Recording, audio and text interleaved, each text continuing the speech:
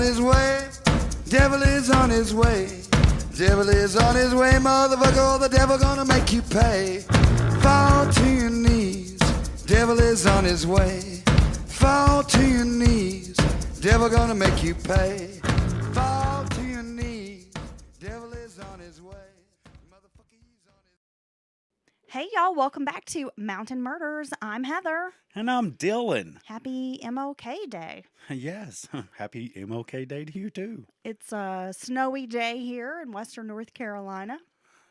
Yeah, we've got our first significant winter storm, the biggest one in a long time. Man, we haven't had snow in some years. We've got about 6-7 inches outside.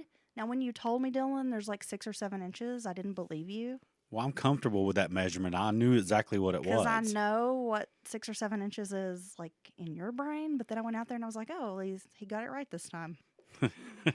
Wow, thanks for that. You're welcome. Yes, it's He's not great with measurements, guys. No, yeah, I know what a solid 6 to 7 inches, depending on the measurement, if you will. Yeah, I know what that looks like. Sure you do. Yeah, so Yeah. moving on. Yeah, so we are a little bit late. I promise we're going to get on a better schedule with releasing our episodes. We are. Because all the crazy stuff's behind us and we're moving forward. Yeah, but it's a beautiful snow day here. Maybe you are someplace where you are just bogged down with Yes. beautiful frozen flakes.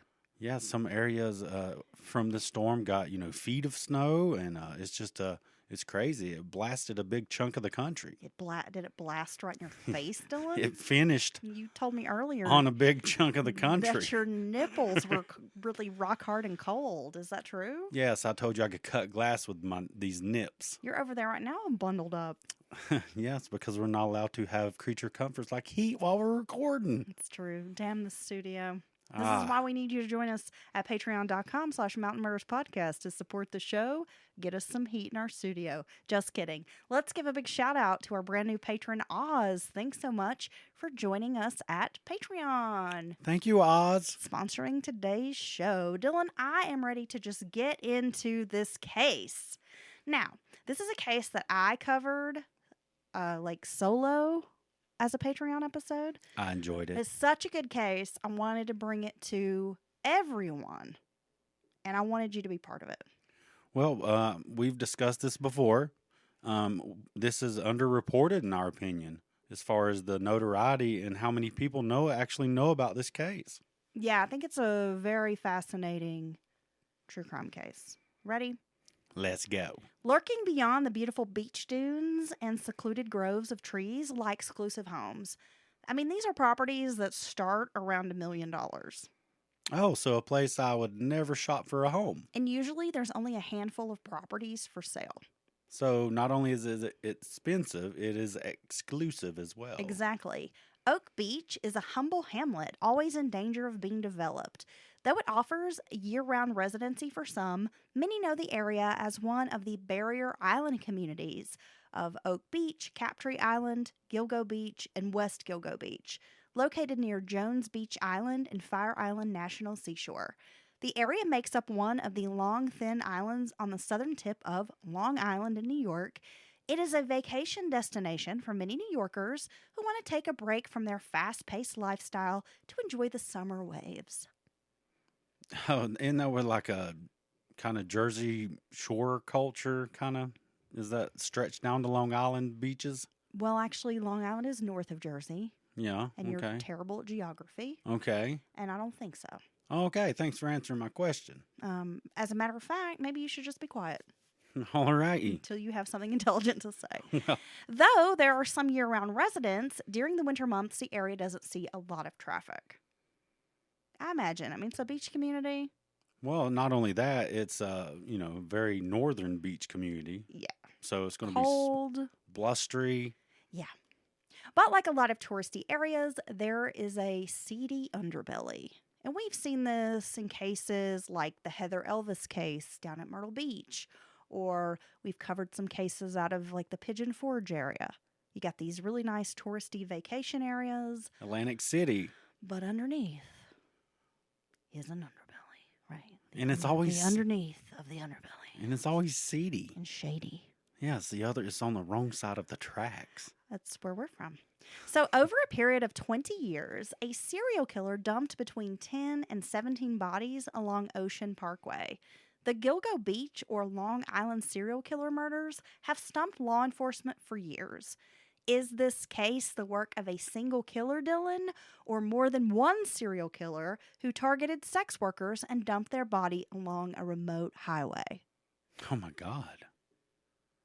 I don't know the answer to this question. Well, maybe you'll know or have more of an idea when we're finished. Okay. What do you think?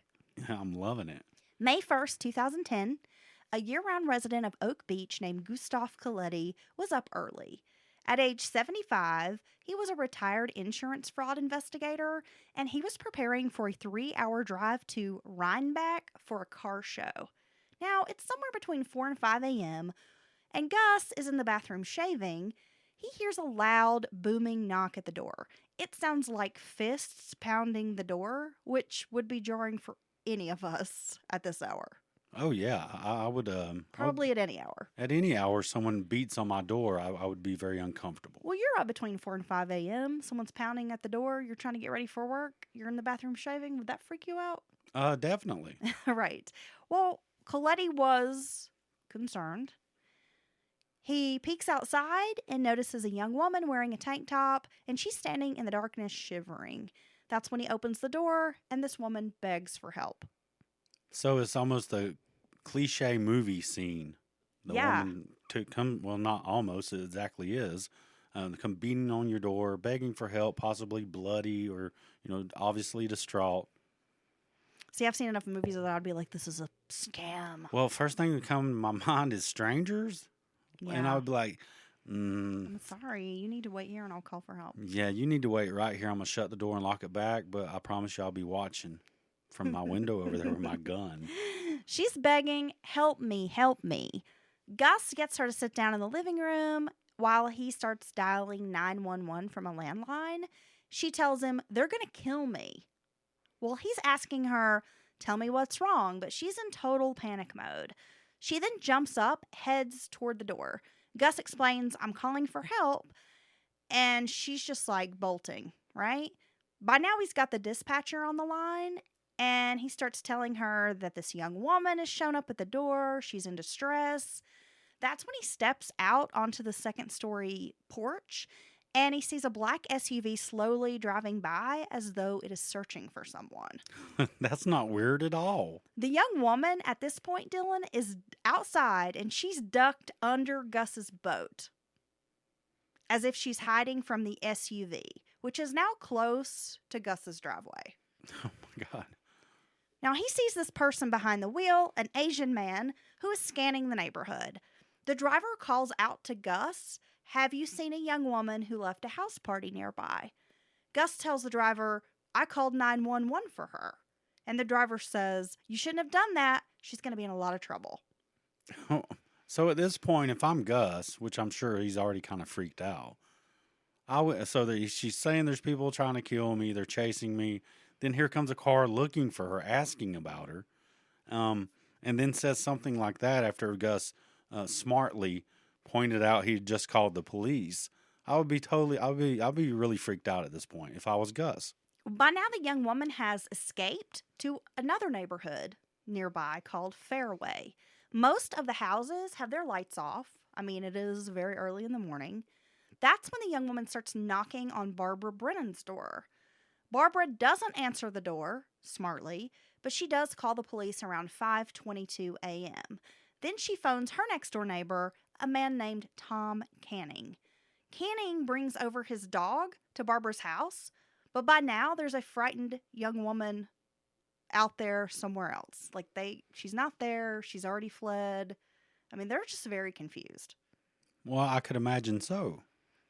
And it's not like it's a huge area. So the fact that she's already gone, I mean, it's like, where'd she go? Because it's like these houses are kind of very close to each other. Yeah, and she's on foot. She's just running around through yards. Middle of the night. Around. Cold. Yeah. Gus and Barbara weren't the only residents who heard the frantic woman rushing around the neighborhood. Others had also called 911. But it took officers almost an hour to arrive at the beachfront community. I should also mention that the young woman herself had called 911. Okay, so multiple calls, multiple witnesses, even the victim themselves calling, and it takes you an hour to get there. We'll talk a little bit more about why that was the case in a few moments, Dylan. Now, the young woman's name would later make headlines, Shannan Gilbert. Let's talk about Shannan a little bit. Shannan Maria Gilbert was born on October 24th, 1986 in Ellenville, New York. She was the oldest of 4 girls who lived with her single mom, Mary. Shannon's life was troubled. She didn't have a great relationship with her mother, and as a young child, she'd been both physically and emotionally abused and spent a lot of time in foster care. Though she struggled with family issues, Shannan was a good student. She actually graduated from high school a year early. Oh, wow. As a teenager, she was beginning to use drugs and alcohol, but Shannan had big dreams. She loved fashion. She wanted to be a singer-songwriter or maybe just a writer. And after graduation, Shannan kind of worked a series of jobs. She was a hostess at Applebee's, a hotel desk clerk, and as like a dietary aide at a senior center, but none of these paid very much money. Plus, Shannan wanted more than, to be stuck working 3 jobs just to survive. She left New York for New Jersey. That's when she landed a job at Lace Party Girls, an escort agency. I used to work for them. It should be noted that Shannan suffered from bipolar disorder, which mostly went untreated. Her mother reported that Shannan stopped taking her medications because she said they gave her the shakes. Oh, so she was on some significant meds, it sounds like. Well, at this point, she's not on any meds. Shannan was known to have some pretty significant mood swings. If she managed to make it through the night without burning up the money in her pocket buying drugs, she could take home about $600. Oh, wow. She would usually work about 5 calls at a time, in the course of an evening, and make about $600. Well, I must say that is pretty good money. So when she's not buying drugs, she's flush with cash. Right. I think that happens a lot. That's how that works. I'm just saying, I think with women I'm not going to say all women who do sex work, but I think a lot of women who do sex work happen to be addicts, and that's the case. They make a lot of money, but it's gone very quickly, especially the addiction part of it. Yeah, and living a fast lifestyle, you got expenses, hotel rooms, even if you have your own apartment, you might have work out of a room or whatever. So yeah, it's fast money, easy come, easy goes. In 2007, Shannan was arrested for prostitution, but she was making a lot of money, around probably $200 an hour. Often she would send it home to help out her mother. Mary worked at Walmart, and she also had 3 other kids at home. And so Shannan knew that they didn't really have a lot of money. She remembered what it was like growing up with her single mom. Shannan would often buy gifts for her little sisters, buy really nice gifts for her mom. She was very generous. So, and that's a good point. A lot of people, they may have a drug problem, but they also may be supporting an entire family. Mary knew where the money was coming from and often tried to find a way to speak with her daughter about the sex work, but she just never found the right moment. Alex Diaz was a driver for the company, the Lace Party Girls, and he eventually became her boyfriend. The pair seemed to have a decent relationship for a while, but when Lace Party Girls was shut down, money dried up. Shannan wasn't earning as much as she once had, plus her recreational drug use was becoming more of an addiction. She was regularly using cocaine, ecstasy, and alcohol, not only with clients, but every day just to get by. Her relationship with Diaz was rocky by now. Shannan had multiple abortions during their relationship. So that was kind of an ongoing thing. Have these pregnancy scares. You were not ready for this. Got to take care of this. Yeah, I don't see how multiple abortions, especially close together, would not be traumatic. Well, and not only that, but when you're doing sex work, you may not be 100% sure that this baby belongs to your partner. I would imagine that that's probably a concern, right? They had to move in with his father in Jersey City while Shannan looked for more work. The couple began fighting a lot more, which eventually led to domestic violence. During one altercation, Diaz hit Shannan in the jaw so hard it caused a fracture, which required surgery. She had to have a piece of metal inserted into the jaw. My God. By 2010, Shannan had given up on working for any agency. She was an independent or freelance sex worker. She utilized the internet and social media to book clients through websites like Backpage and Craigslist. Michael Pack, a 41-year-old Asian man from Queens, became her driver and offered security at this point. He had worked at that Lace Party Girls agency with her and had sort of been a driver at that time. But they decided they could cut out the middleman and make more money if they just worked together. Oh, so like a dynamic duo. Right. So at the time, Shannan had begun taking online classes and she wanted to turn her life around. Like, she really wanted to get out of sex work. It was like not her long-term plan. Well, and I think a lot of people who do sex work feel that way. I'm just going to do this for a little while, make some, big, fast money, and typically have a lot of other plans they'd like to do, things they'd like to do with the money. But oftentimes it's sidetracked one way or the other. On April 30th of 2010, Shannan and her boyfriend Alex went to see a movie. They took Taco Bell into the theater. Oh, that sounds awesome. Shannan would be working later that night, but they wanted to spend some time together before Michael came to pick her up. On this particular evening, Shannan had agreed to the hour-and-a-half drive out to Oak Beach. Normally, this was too far for the woman to travel, but sometimes if the money was just too good to pass up, she would make the deal. Is that how you would carry yourself if you were a sex worker? If the money was good, the money was right. Well, the money's the only reason you're there, right?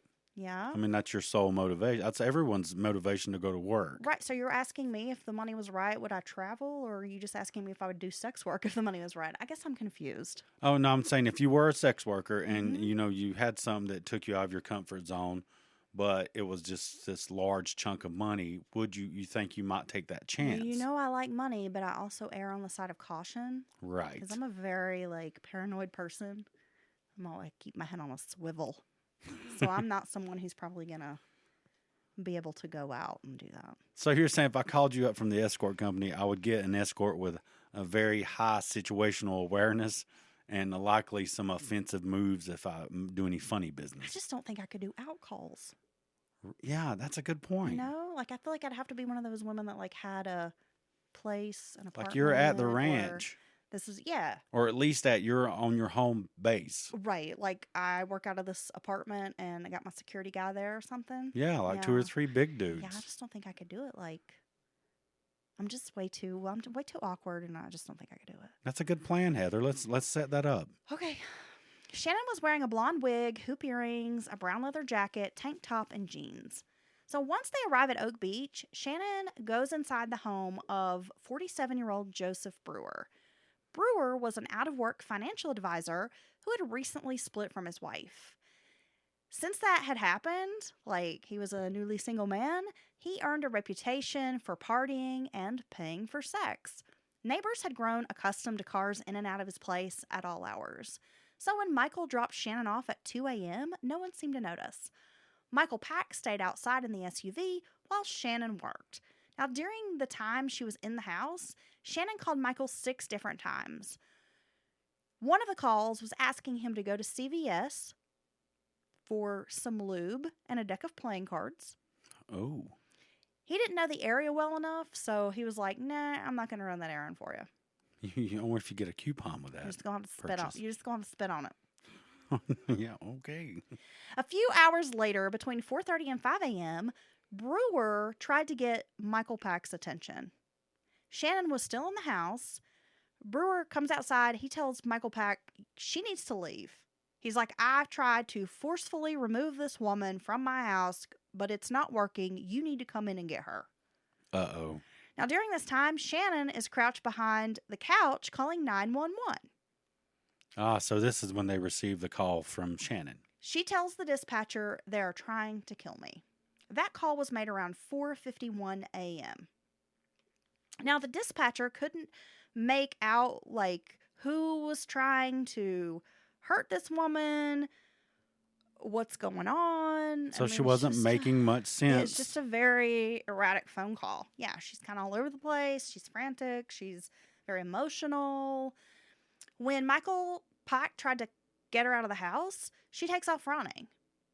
Now, in the meantime, Brewer claims that he went back into his home and had nothing else to do with the situation.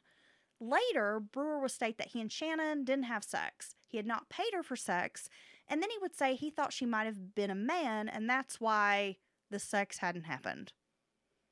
Okay. Yeah, I know. Like, okay, buddy, nice try. Come back with another excuse later. I would just be honest. I'd say I was using this service. I called this, some companionship. I might not go, say everything I might have wanted to do, but yeah, I mean, who are you kidding, bud? Well, I mean, she was in there for quite a while, and maybe they hadn't had sex yet, but, obviously something had happened to freak this woman out. Well, that's the way it seems. Michael Pack hopped into the SUV, attempting to track down Shannan, who was on foot at this point. He thought maybe she was trying to cut him out of his half of the money, so he was pretty annoyed. Shannan stayed on the line with a 911 operator for 23 minutes while she knocked on doors and scurried through the neighborhood seeking safety. Oak Beach was part of a state park and technically part of a city nearly 10 minutes away. So this is why it took an hour for law enforcement to get out to Oak Beach. I'm going to explain it to you. Okay.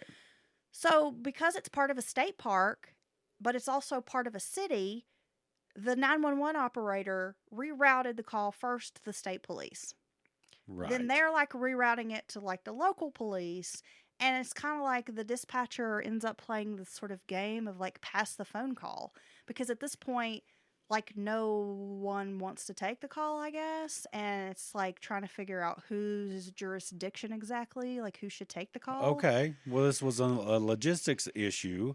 And at the same time, Shannan wasn't making much sense or being very clear. So it's not like they're like shots fired at this address. Then the state police and this other department aren't going to worry about everybody's going to come, right? Right. So if they could have said she didn't have an exact address. Right. I mean, she's just not making a lot of sense. And again, we run into this problem of like state versus city, rerouted phone calls.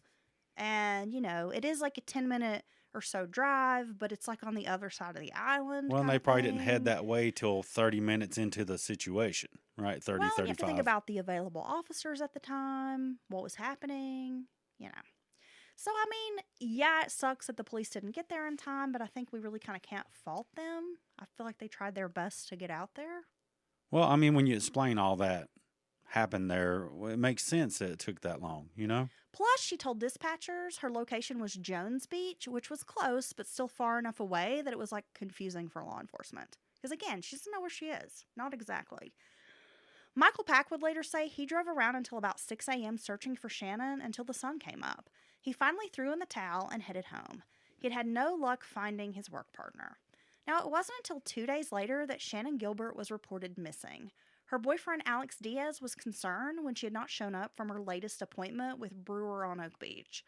Now, he waited all day and into the next, and when she still hadn't returned and there was no answer on her cell phone, that's when Alex called Michael Pack. Now, Michael's side of the story was that Shannan went into a client's house for nearly 2 hours, then had some kind of drug-fueled freakout which caused her to behave erratically, running away from the house.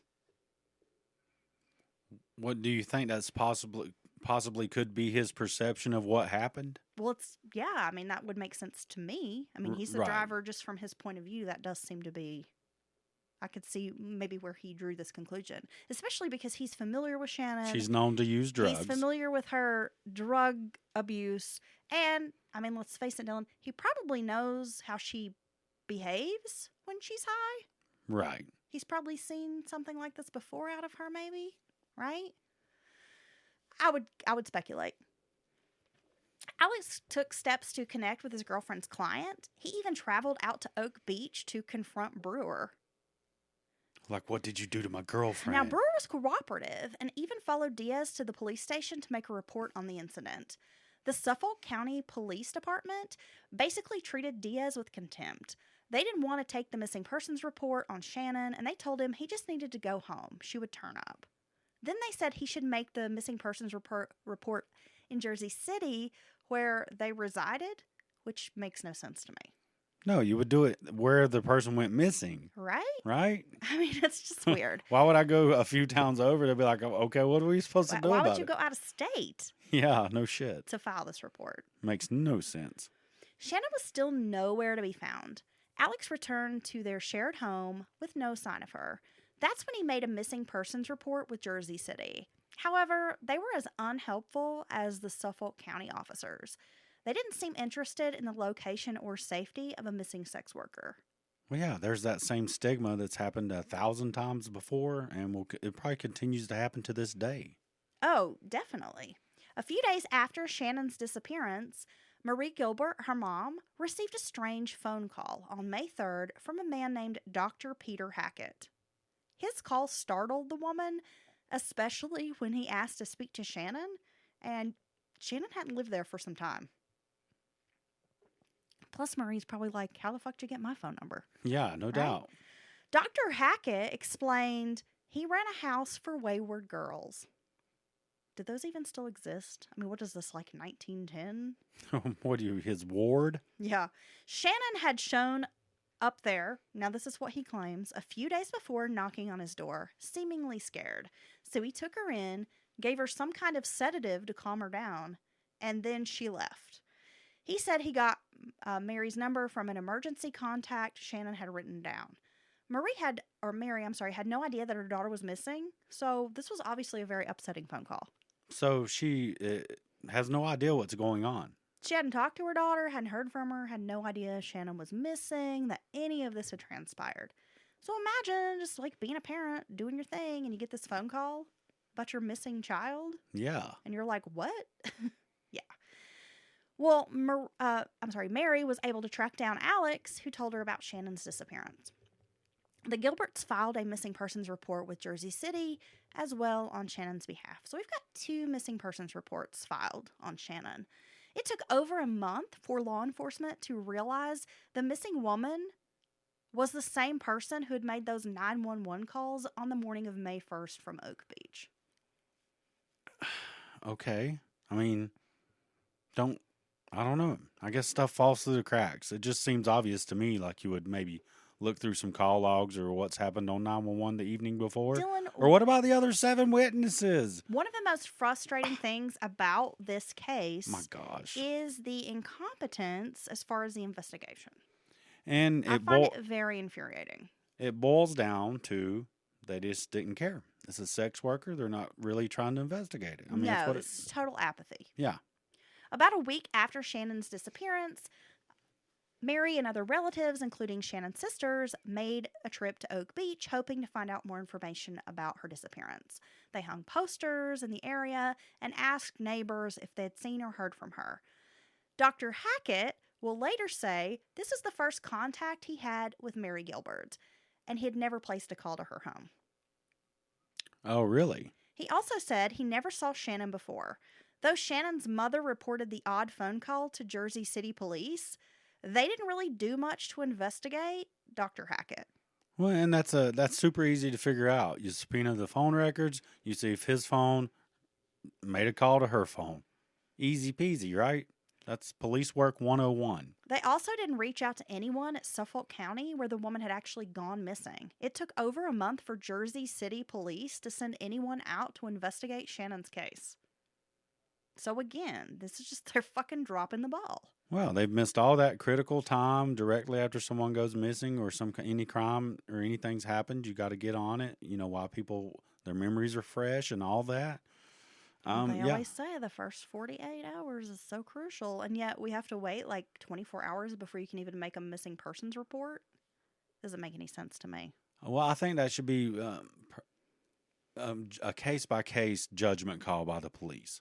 If I say, hey, yeah, my kid's got, trouble, they're a troubled kid, and now they're disappeared, yes, possibly that kid could be hiding somewhere off with friends, whatever. But if I describe some scene like we've had before on a case where there's a car with one door open and her pocketbook slung on the ground and, a trace of blood on a doorknob, you're like, hey, can I go ahead and report my daughter missing, right? Peter Hackett was a former doctor who had worked for Suffolk County. He was a neighbor of Joseph Brewer.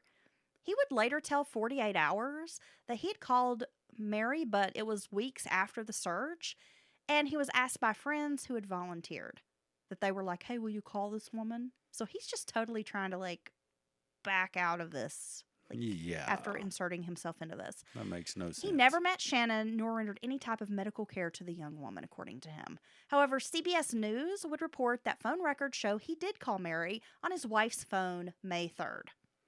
Well, there you go. CBS News did the detective work. Now, a detective told CBS News that this call was not unusual for Peter Hackett. He was an individual who liked to get himself involved and insert himself, even known as like an exaggerator. Oh, really? After this case received national attention, Hackett moved to Fort Myers, Florida. He had to basically leave the area because people thought he was sketchy. But this is not the first time he's inserted himself into some odd circumstance. Right, and there was some information when I looked into his background about his work for Suffolk County, and it seems like maybe he kind of had a reputation, maybe not being the best employee, most reliable guy, had some issues, and was known to insert himself into these different, maybe not criminal cases, but these different things that maybe he just should have minded his own business. He just wants to feel important. I don't know. Damn it, Pete. Mary Gilbert would file a wrongful death suit against Dr. Hackett in 2013, but it would be dropped in 2018. We'll talk more about that later. It is something to note that Dr. Hackett somehow knew Shannan was missing before anyone else and seemed to have access to her contacts. It should also be mentioned that when the cell phone records were tracked showing that he had actually called Mary Gilbert, he did so from a location very close to her home. He called from his wife's phone, and it looks like from the cell phone records that he actually traveled nearby before he phoned her. Okay, that's weird. This wasn't the first weird behavior that alarmed folks involved in this investigation, though. Dr. Hackett is definitely someone to keep in mind.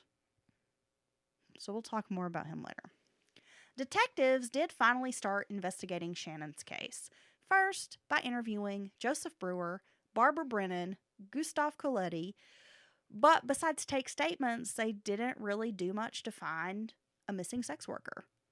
Michael Pack was questioned. He told the police he had been worried Shannan was trying to avoid paying him his cut of the money. He also allegedly took and passed a polygraph test. Also, there were dozens of security cameras throughout the Oak Beach neighborhood. However, by the time police asked about those, it had been months and the footage had been erased. See, that could have been the case right there solved if they had investigated this even within a week, 72 hours of it first being reported. That's why I say I think law enforcement dropped the ball on this case, and I think they're a big reason why it's not been solved. And I don't know. I know you could never do it, but there should be some kind of liability for obvious, lazy, non-committal police work. Incompetence, whatever you want to call it. Especially when you're choosing that, because you do have all these resources and things, but you're not accessing those tools to investigate a case. That's just wrong. A month after Shannan went missing, Suffolk County Police sent 30-year veteran officer John Malia to look for her with his trained cadaver dog, a German Shepherd named Blue. Over the summer of 2010, Malia searched the gated community looking for her. On December 11th, he made one more attempt at searching, this time along the Parkway shoulder. FBI data indicated that most bodies get dumped along the roadway, usually 30 feet or less off of the roadway. So this guy, I don't know if it's Malia, I'm probably saying it wrong. I'm going to say Malia. He was trying to utilize this technique as he had no more leads. So he's just like, okay, I don't have anything else to do. I'm going to try this FBI technique. So by now it's winter. It's very cold outside.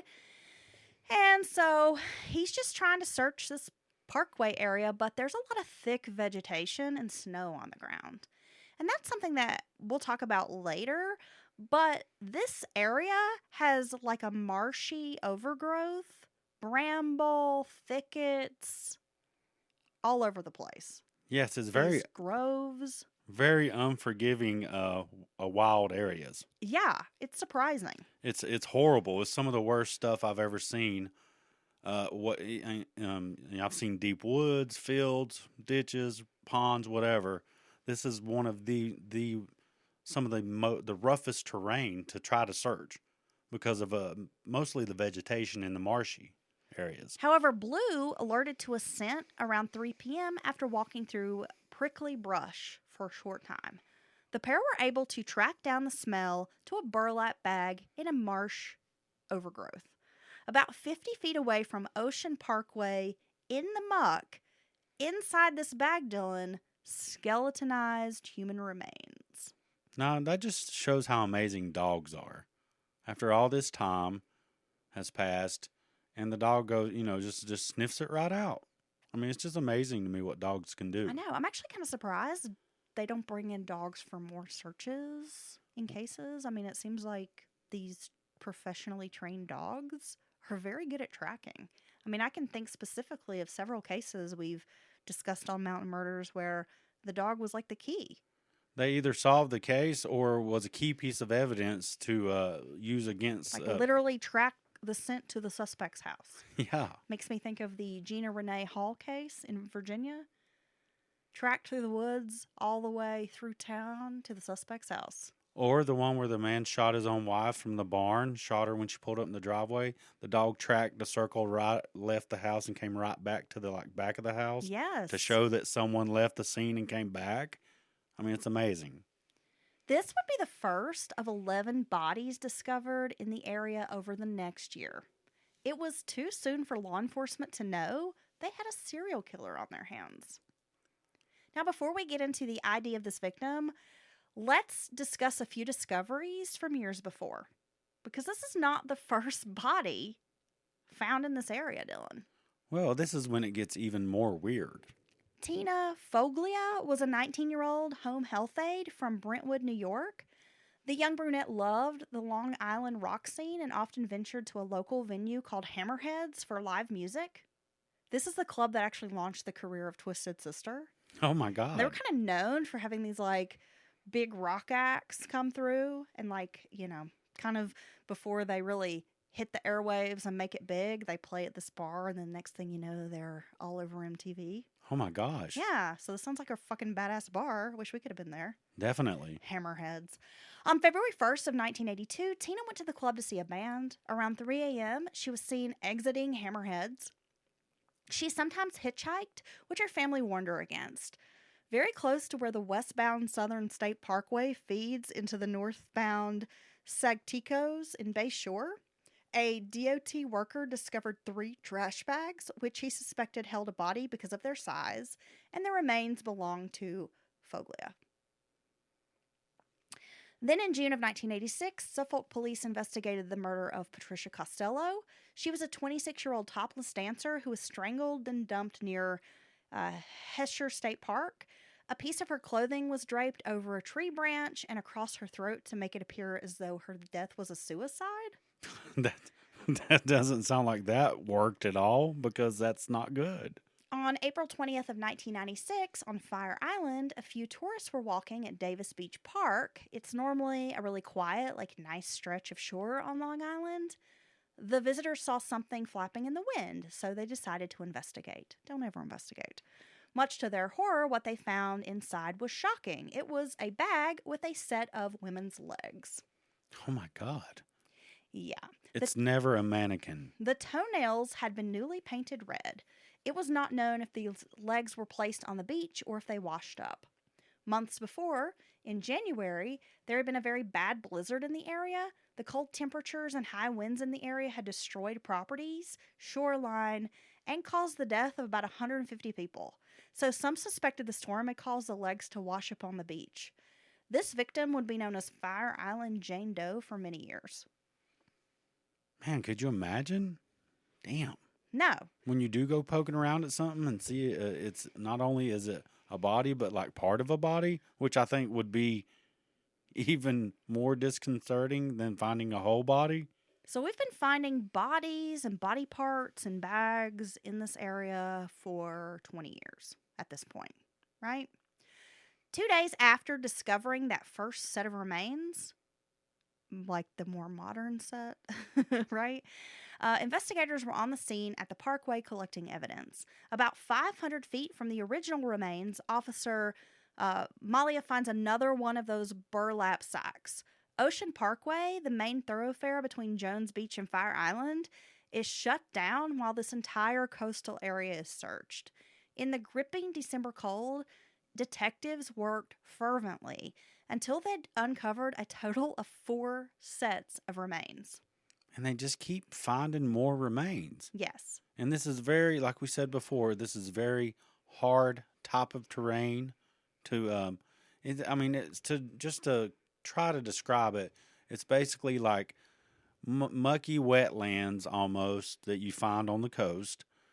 Not only that, but covered with 3 to 4 foot high, very thick, tangled vegetation. Well, like those mangroves or Yes. something, but they're like on the ground. So Yes. it's like really thick. I don't know. Like when I was growing up, I always heard people call that like a thicket, right?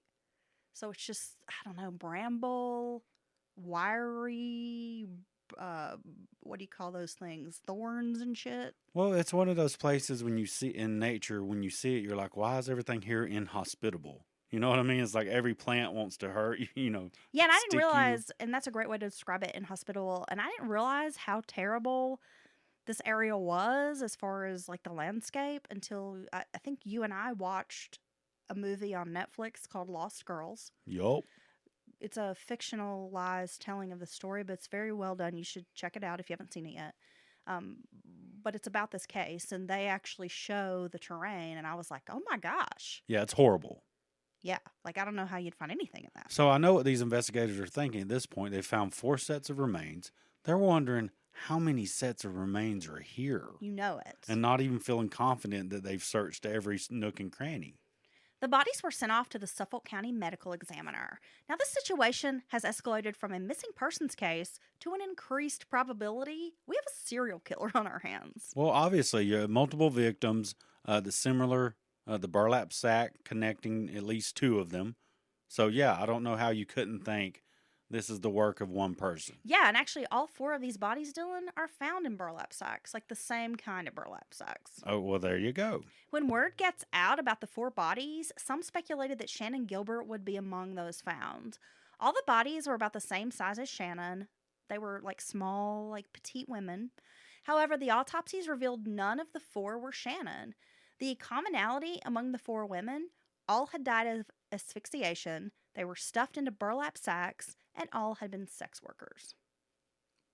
Well, there you go.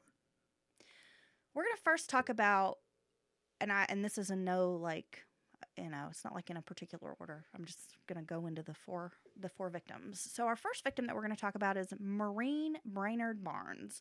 She was one of the 4 women discovered on the Parkway. Maureen was born June 14th of 1982. Her mother, Marie, raised Maureen in Groton, Connecticut, while her father was more of like a drifter type. She was the oldest child in her family, but relatives said she was pretty immature considering that she was the oldest. Maureen spent her childhood buried in books, but by high school, academics were on the back burner because, she became interested in boys. Well, it happens.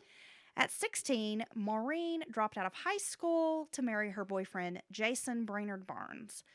She had been an A student when she dropped out, but the pair had a baby together, so that's probably the reason she decided to go ahead, drop out, get married. Jason enlisted in the military, and the pair were married for about 2 years before divorcing, and their daughter Caitlin would remain with Jason. Maureen was a blackjack dealer at Foxwoods Casino. She worked at ShopRite and at a gas station. Maureen, who didn't have a high school education, but she did eventually earn a GED, jumped kind of from like low-paying job to low-paying job, even moving in with her sister to save money. A poet, Maureen began writing rap lyrics. Oh, wow. She often collaborated with a neighbor who was kind of her booty call. She's collabing with the neighbor? With her friend with benefits. She used MySpace to promote her rap music. It happened that one day Maureen was on the computer when she got a message from a modeling agency asking for a few pics. She sends them a few pics, and it's nothing risque. It's like a headshot, some full body shots, fully clothed. And within a few days of posting these photos on her MySpace, she starts getting other modeling offers, but it's mostly for nude and escort work. After some consideration, Maureen began contemplating sex work. It was a fast way to make a lot of money. But she thought, why work for an agency when she could be self employed and hand over like $0? Yeah, so she keeps it all. Yeah, After all, it's her hard work that earns the money. exactly. By 25, Maureen had begun using drugs, mostly ecstasy and cocaine. She started posting ads on Craigslist for sexual services. But Maureen was smart enough to know that there was a risk of running into men she knew by escorting in her local area. She gave birth to another son with a former boyfriend, so now she had to juggle 2 children, 2 fathers, pay bills. She needed the money. Well, yeah, it sounds like a lot.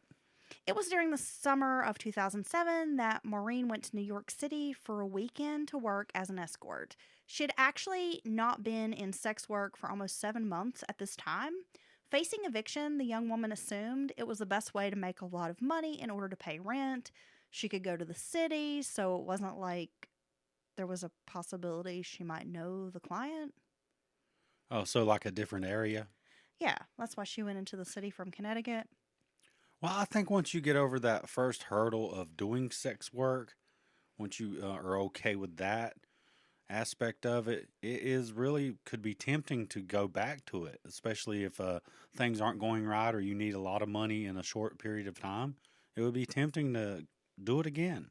Maureen was also involved in a custody case over her son. So an eviction is like the last thing that she needs because she's got this eviction, she's got a custody situation, she's also got another child she's taking care of. She's got to go back to the sex work in her mind. Most of Maureen's friends and family knew she was escorting. Her sister Melissa told a reporter, quote, "We all had a kind of idea about it, but we didn't want to actually think of it." So they didn't discuss it with her. Which seems to be how a lot of relatives viewed these women's choices. Because again, Shannan Gilbert's mom knew where the money was coming from, but just never found the right moment to talk about it with her daughter. But I mean, I imagine that would be a difficult conversation to have. Yeah, unless you're just full blown like, oh wow, that's fine, that's my kid's choice, super cool parent, I guess. But I think for most people, it would be an awkward conversation to have in any capacity. Well, let's be honest. We all want our kids to be happy. I don't think most of us want that for our children.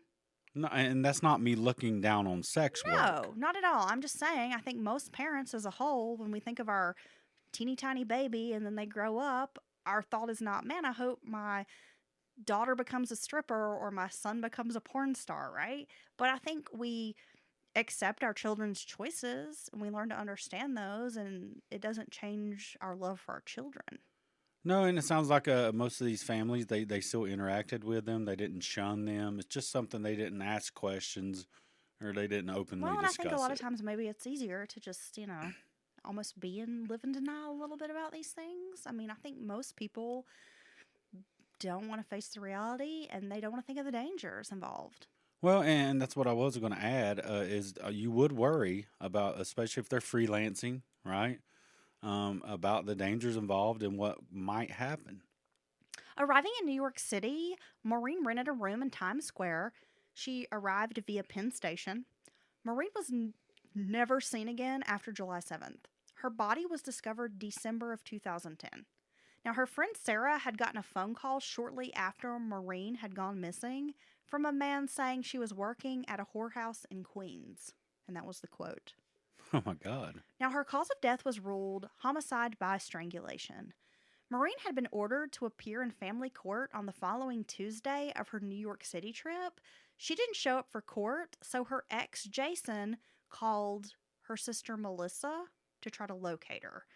Melissa reported that her sister was missing after she logged into Maureen's social media accounts and discovered her sister was once again working as a prostitute. A few weeks after Maureen went missing, her cell phone pinged a tower near Fire Island. A few weeks? A few weeks after she went missing. The weekend Maureen went missing, she had gone to Manhattan with her friends, like I said. She checked into a hotel, according to Melissa, Maureen usually saw clients at the hotel in Manhattan and never mentioned anything about working out on Long Island. At one point during the weekend she was last seen, Maureen called a friend asking for a ride, saying she was near the Port Authority and had been robbed of all the money she'd earned that weekend. Her friend couldn't pick her up. That's the last time anyone heard from Maureen. For 3 years, no one had a trace of her except the one time in 2008 that her phone pinged near Fire Island. It's very strange. Maureen's sister will fight to get Maureen's name on a missing persons registry. 2 years will pass before she gets any attention for her sister's case. And that is horrible. Yeah. I mean, that's just ridiculous. You have loved ones, they know their loved ones' habits and what they do and don't do. And it's no matter if they're using drugs or doing sex work or any of this stuff. They matter. They're humans, and they have a right to help just like anyone else. And these families do as well. And they just try to get some recognition and someone to work on their loved ones' cases. Well, because we know Maureen had eviction court the week after she went missing, it's obvious that her drive to work the streets was out of desperation, which almost makes this even more sad. Yeah, it's true. The next victim found along the parkway was Melissa Barthelemy. She was born April 14th, 1985 in Buffalo, New York, also raised by a single mother. Melissa spent a lot of time with her grandparents and raising herself. They didn't live in the best part of town, and eventually Melissa started getting into trouble. She was staying out past curfew, running away, hanging out with unsavory friends, slacking off at school. She got into trouble for dating a drug dealer, so her mom sent Melissa to Texas to live with her dad. She stayed in Texas for 2 years, but her behavior was not in control. She stole her dad's work van, drove without a license, continued getting into trouble in Texas. Oh my God, she's raising hell. Yeah, I mean, that's a one way to put it, Dylan. By the time she returned to Buffalo during her senior year of high school, Melissa's mom and stepdad decided to move out into the country. Melissa hated the move because she left her old friends behind. She ended up getting her own apartment, working at Pizza Hut to pay rent, while she finished up her senior year, staying in Buffalo. She wanted to be a hairdresser, and she did go to cosmetology school, Dylan. She found a job at Supercuts, but she didn't make a whole lot of money there. It was after reconnecting with the old drug dealer boyfriend that she went on a New York City trip and met a man who would become her pimp. Oh, no. Now, this is where I find this situation infuriating because this is just basically like sex trafficking. So he offers her a hairstylist job. So when Melissa arrives back in the city permanently to work for this man, she realizes there's no hair job. Yeah, see, this is done under false pretense. It's a very common tactic by a person pimps. like this. Yeah, these human traffickers. Promise one thing, you get them there all alone, in your control, and you just basically bully them into turning their first trick. And that's just wrong on so many levels. Yeah, so this is very infuriating. So this man is a pimp, and he planned to make her one of his prostitutes. She moved into a basement apartment, working full-time as an escort.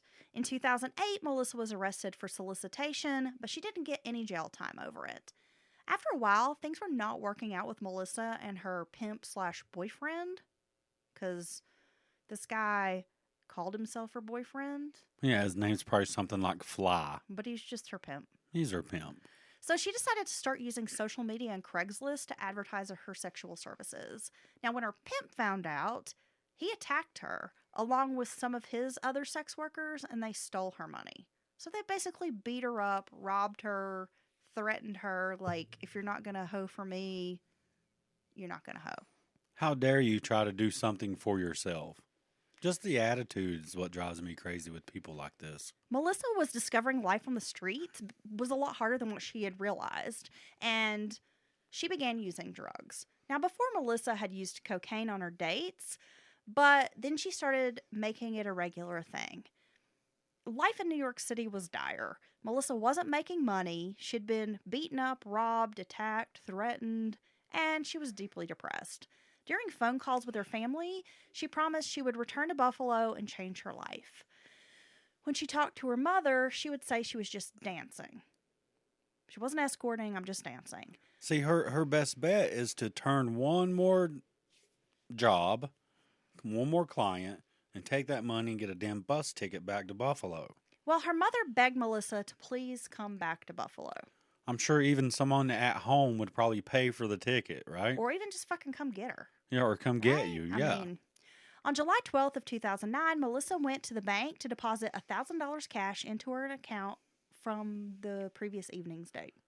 So she had money, Dylan. Neighbors saw her sitting outside on the curb in front of her apartment like she was waiting on someone.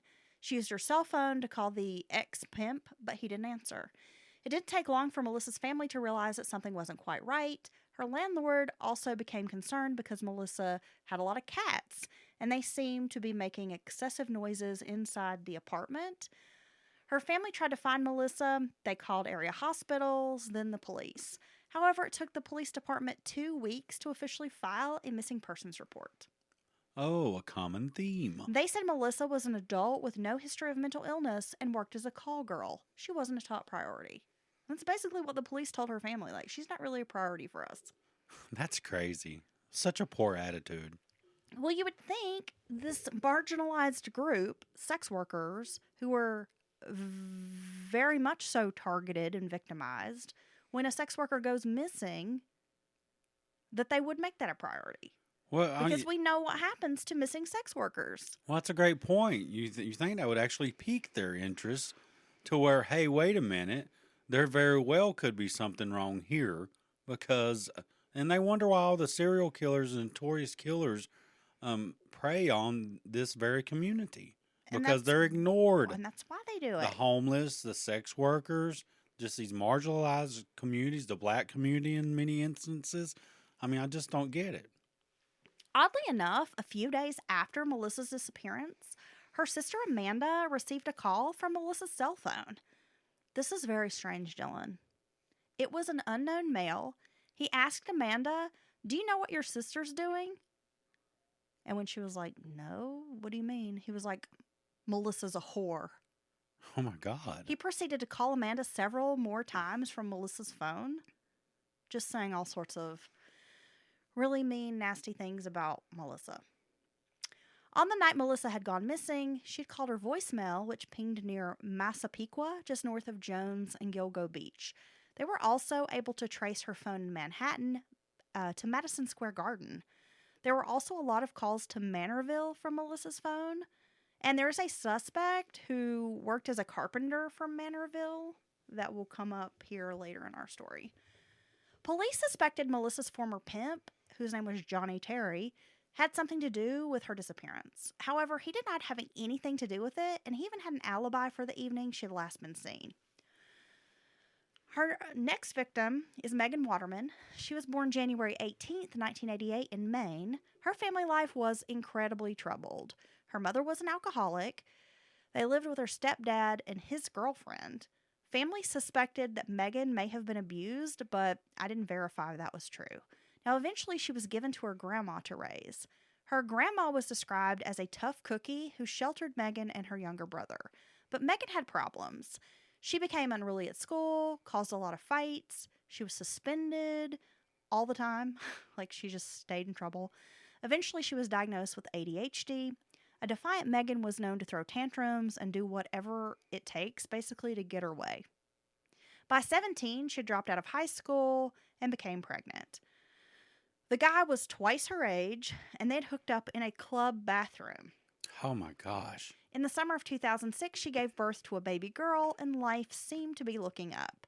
Megan began to calm down, taking motherhood seriously, but soon realizing she needed to make money, Megan was running with a bad crowd again. Using drugs, alcohol, and dabbling in sex work, Megan met a guy named Vibe, Oh, now that's a pimp name. who would help her post ads on the internet, rob Johns, and take a cut of her money. He sold drugs and eventually would be busted.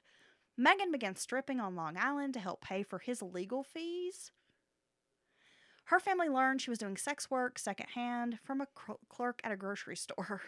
Oh my God. How the hell did he know? Hold on a second.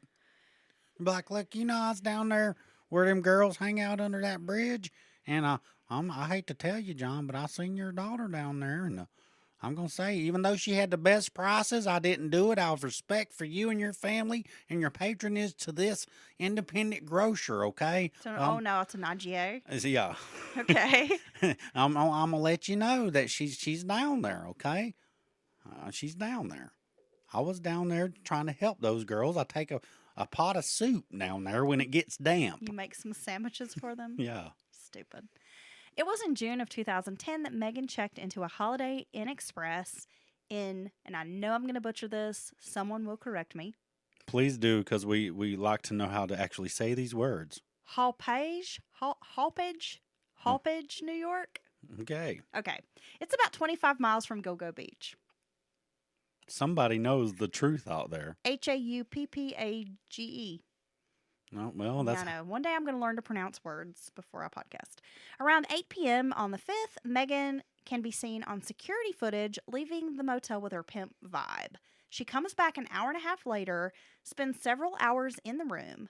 While she was in the room, Megan made phone calls to her grandmother, her mom, and a few friends. Around 1:20 a.m., she places a call to Vibe. About 10 minutes later, Megan was seen on security footage leaving the motel, walking in the direction of a convenience store next door. She had posted on Craigslist about an hour before, so some suggested that maybe Megan was walking to meet a client. The next morning, Megan failed to check in with Vibe, whose real name, by the way, is Akeem Cruz. He was worried, so he began calling friends and family. That's when he drove down to the Holiday Inn, but found no sign of Megan. Whoa, is this a pimp with a heart? I guess so. I mean, he cares a little bit, right? Because some people wouldn't even go that far. Because of his criminal activities. Now, remember, Megan's like working to help pay some of his legal fees. He didn't call the police to report her missing. But he's worried. And he's reaching out to anyone he knows of as far as friends and family go. Right. And so some people think that maybe Vibe had a hand in Megan's disappearance. But then others point out, well, no, he did seem genuinely like he was trying to find her.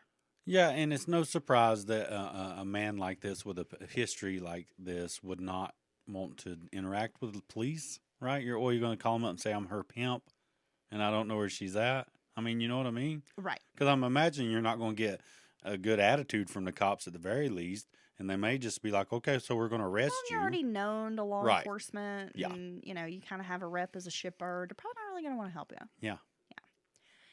Not that I'm calling Vibe a shipbird. I don't know Vibe, and I hope that Vibe doesn't track me down and beat me up. No, Hey, Vibe. Vibe? No, we're not calling you a shitbird, but the cops probably thought you were. Yeah. So there you go. Amber Costello was 27. She only lived about 10 miles north of Gilgo Beach near West Babylon, New York.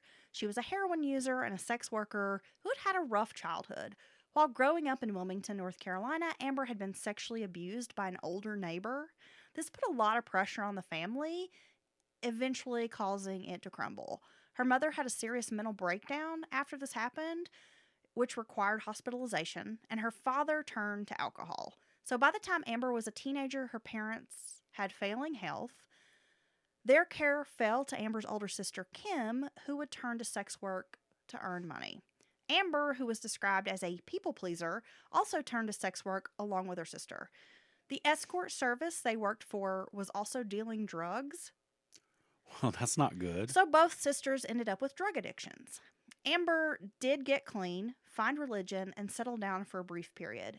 But it didn't last very long, Dylan. That marriage ended up ending after only a few months. That's when Amber left North Carolina for Florida with her sister, and she met a man named Dan Costello. Amber would once again go to church, clean up, and try to have a child with Dan. They got married. Amber suffered a series of miscarriages before the couple decided to adopt. They did adopt a baby boy named Gabriel. Amber encouraged her family to get closer to Christ at this time. Her mother passed away. Amber's marriage disintegrated, and by 2009, she was arrested for shoplifting at a Publix. It seems like when her mom died, that's kind of when she lost it. Kind of fell off the tracks. Yeah.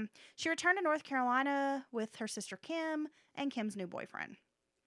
She got into rehab after relapsing. She was in Gastonia at this time, by the way. Then Amber met a guy while she was in rehab. The sisters toyed with the idea of making some fast cash again by escorting. Posting on Craigslist, the money started rolling in, and the four found themselves using drugs. So by now, it's like Amber, her new boyfriend, sister's boyfriend. They're basically all just doing drugs, and the sex work is funding that. The heroin is eating up all their money. Amber, Kim, and Dave, by the way, is Kim's boyfriend, they eventually found themselves in Babylon, New York. That's where he was from. Amber carried on looking for clients on Craigslist, and when they first got to New York, she was earning between $3,500 to $7,000 a week, according to her sister Kim. Oh my gosh. Kim also says Amber's biggest issue was her heroin addiction. She said Amber often worked 5 days a week, doing calls for under $100 just to keep her drug habit going. She was shooting bags a day, bundle a day, a lot of heroin, as her sister described it. So she's putting herself through all this because I'm not only is sex work, it's freaking hard work from what I can tell. And going through all this, but then using the money up as fast as she can get it, because money like that, if you were, Can you imagine making saving $7,000 in a week? No. And then just buying drugs with it? I mean, I don't really know anything about heroin, but when her sister said, quote, she was shooting bags a day, bundle a day, a lot of heroin.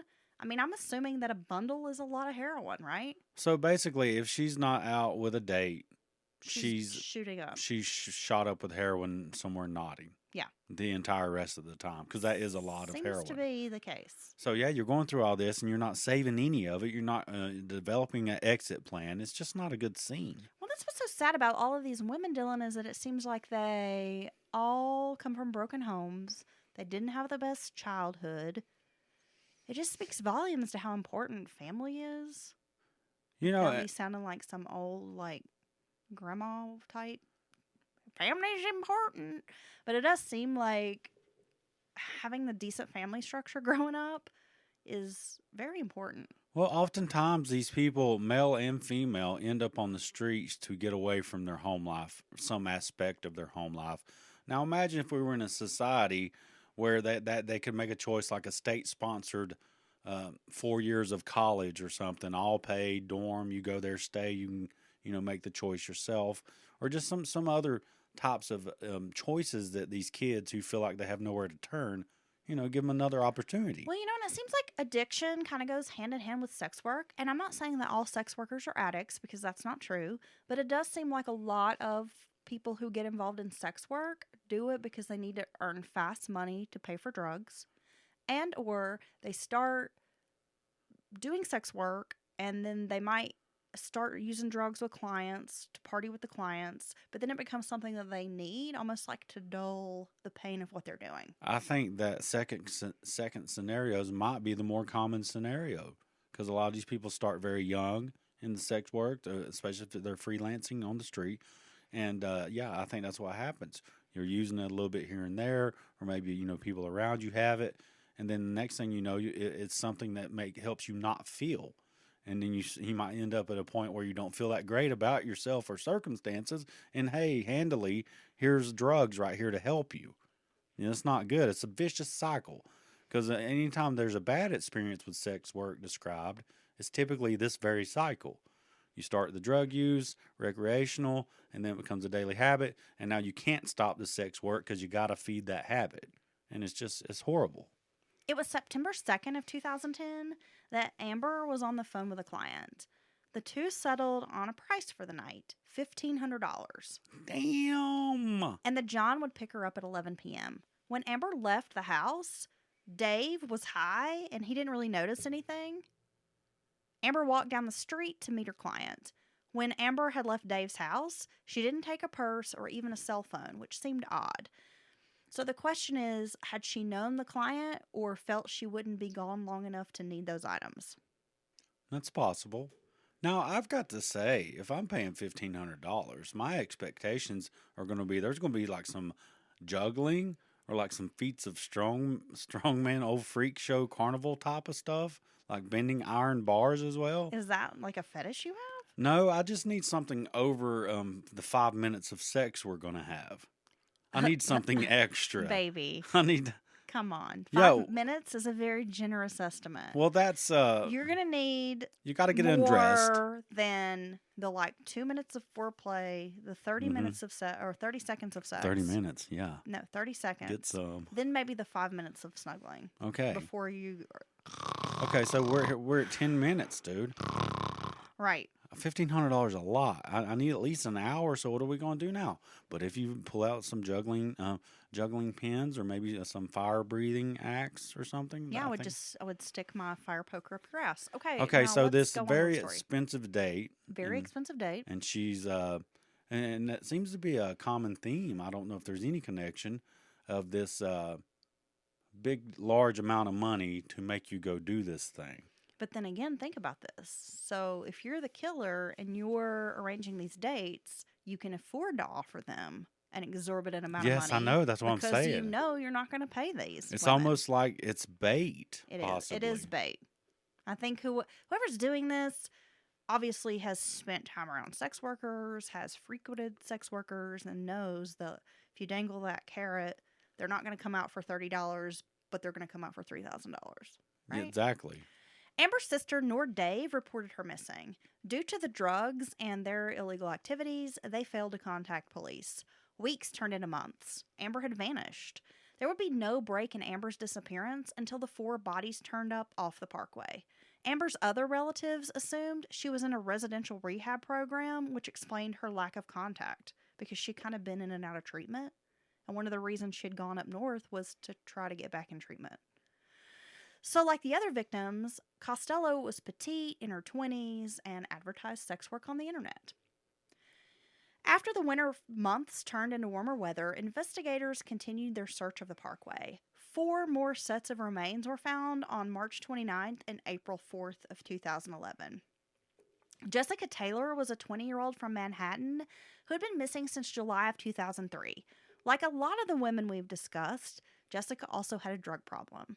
She mostly worked in New York City, but had relocated to Washington, D.C. for a while. However, Jessica was arrested for prostitution in D.C. and skipped out on the charge, returning to New York City. In February of 2003, Jessica was arrested for stealing a Cavalier Ooh. and prostitution. She has quite an eye for the classic cars. She served a 2-month sentence at Rikers Island, which is harsh. Ooh. Once out of prison in April of 2003, Jessica needed to make money. She worked New York City and Atlantic City, where she ended up getting some more charges. By July, she's seen working near 10th Avenue by the Port Authority bus terminal, but then she just disappeared. Yeah, see, I just feel like if there was some true helping hands for some of these people along the way, maybe they would have made a different choice at a certain point. You know what I mean? When they get tired of the bullshit or, the people around them acting crazy or just the entire scene of some of these scenarios. And they could just be like, okay, I need help. Some 6-month residency program somewhere. I don't even know what it'd look like, but there just seems that they feel there's nowhere to turn except back to the lifestyle, and they always have that hope, that false hope of helping themselves, or changing their circumstances. Well, remember Atlantic City, because that's going to come up later. And also, she's last seen near the Port Authority, the bus terminal, which is exactly where Maureen Brainerd Barnes was last known to be before she vanished. Yeah. Oh my gosh. Which makes me wonder if, these are related cases. On July 26th of 2003, some human remains, such as a torso, were found in Manorville, New York, by a woman walking her dog. Plastic sheeting was found under the body, and the female's tattoo had been crudely mutilated with a sharp instrument. Now, at the time, the body was not identified. Detectives released photos of this tattoo in an attempt to identify the victim. It was when a DC detective noticed the tattoo about 7 months later. The tattoo said Remy's Angel, and Remy was known to be Jessica's pimp, that they were able to identify her. Oh my gosh. On May 9th of 2011, so we're talking 8 years later, a skull along with a pair of hands and a forearm were found at Gilgo Beach, and it matched the remains of Jessica Taylor. Damn. And they were able to ID that torso, and then now they're able to do DNA testing and figure out that these other body parts belong to Jessica. Man, I wonder where those body parts were, or how they got separated. You know what I mean? Well, probably someone dumped. There are probably multiple dumping sites. That's what I would guess. Oh, okay. That makes sense. Well, Manorville, and then you got Gilgo Beach. I mean, they're not super far away, but it's not like these could just wash up. Like Yeah. where they were located. Yeah, and I guess you never know what would happen in the water or anything like that as far as currents Yeah, go. but these are all found like off the highway. Oh, right? okay. So it's like they've been thrown. I mean, obviously someone's used multiple dumping sites. Man, just driving along the road and throwing body parts out. I mean, what kind of sicko would you have to be for that? How weird. Yeah. Once these bodies were unearthed in 2011, it was clear the Long Island serial killer had been at work for quite a while, possibly spanning 2 decades. Now, have they raised the alarm? Is there public consciousness of all these different cases that quite possibly could be or are connected in some way? Well, because there are so many victims, Dylan, we're going to get through the other victims, and then we're going to talk more about the investigation. This is going to be a pretty lengthy episode. Let's give it to them. Valerie Mack, another victim, was last seen in the summer of 2000 by her family in Port Republic, New Jersey. She had resided in Philadelphia, where she was known to be a sex worker. She had a young son, and like these other women, her young life had been difficult. Without parents, she was in the foster care system most of her life. She had previous arrests for prostitution. Mack disappeared when she was 24 years old, and sadly, no one ever filed a missing persons report on this woman.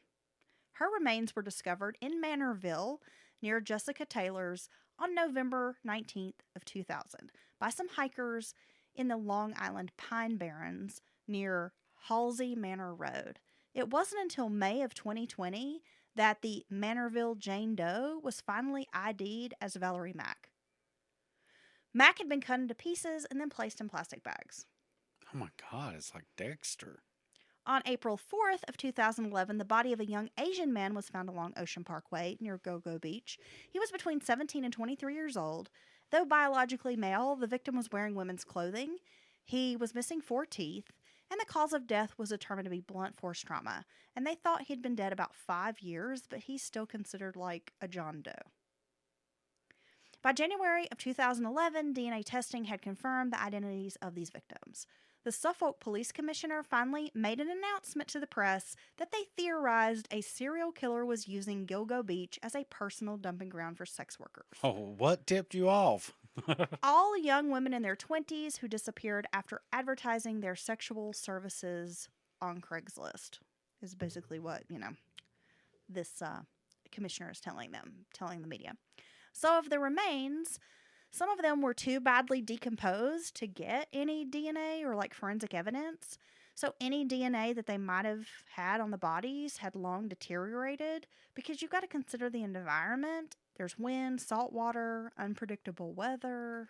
Hot sun in the summer. Eroded away some of the answers. Now, law enforcement needed to rely on the details of these women's disappearances. 4 of the victims, Melissa, Megan, Amber, and Maureen, went missing in the late summer months between July and September. So was this a clue? Was the killer on vacation? I mean, perhaps it was a person who used the beach for vacation purposes and knew the area well. Oh, wow. Which would explain maybe why they were out that way. That would be sinister on the killer's part. Law enforcement tried working this angle. They even did a second investigation into Joseph Brewer, but he passed a polygraph test. They also looked again at Dr. Hackett and Michael Pack, all of whom had been involved at the time of Shannan's disappearance.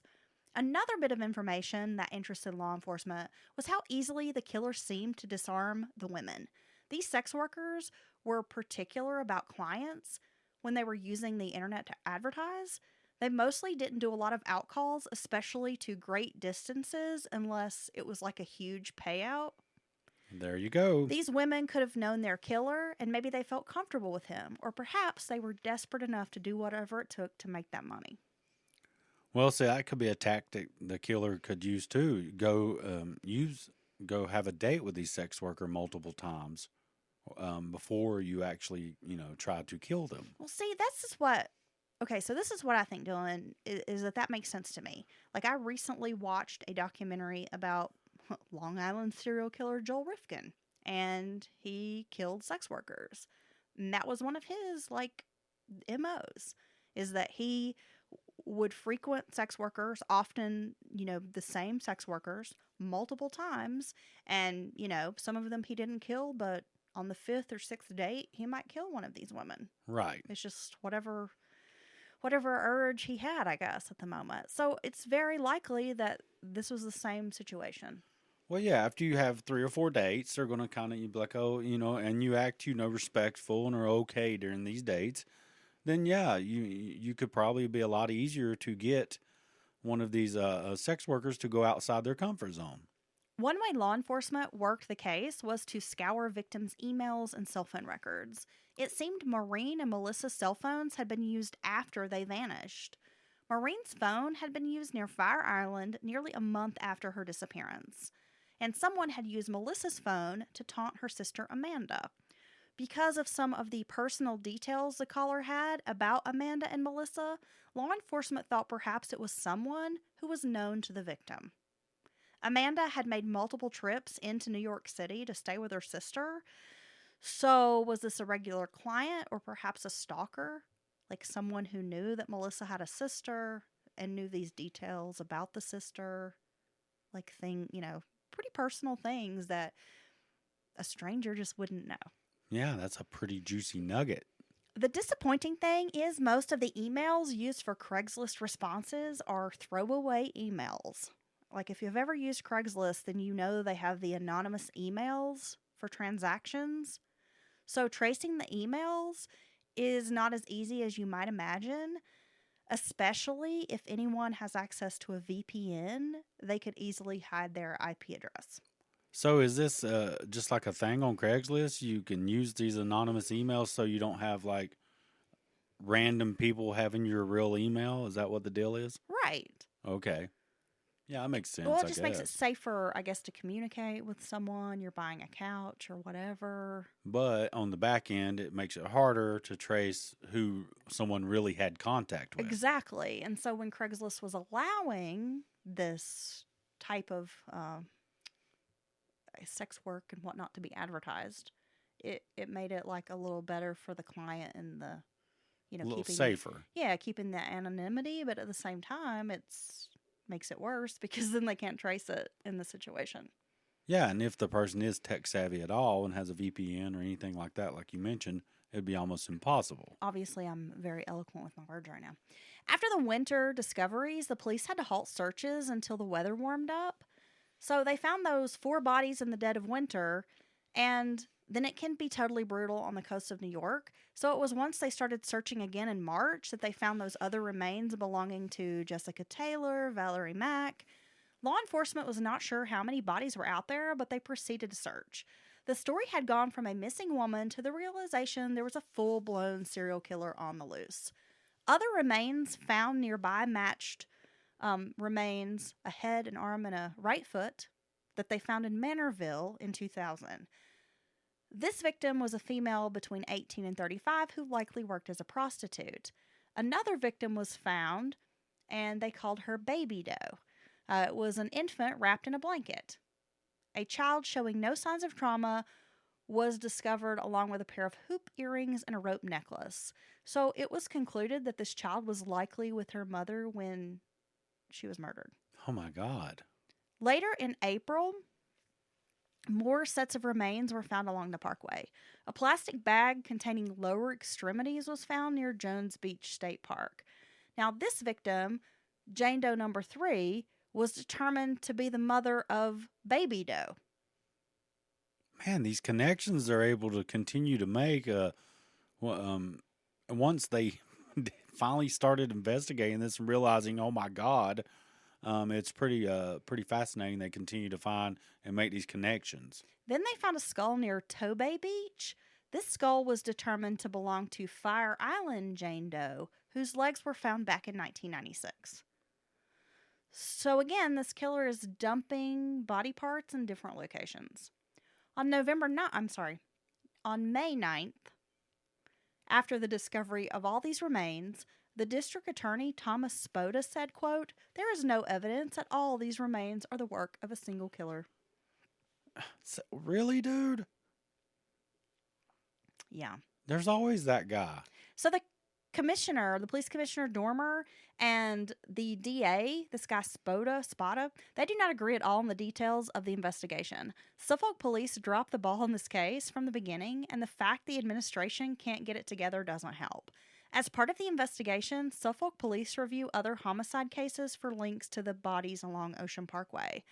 The search was not as simple as one might imagine.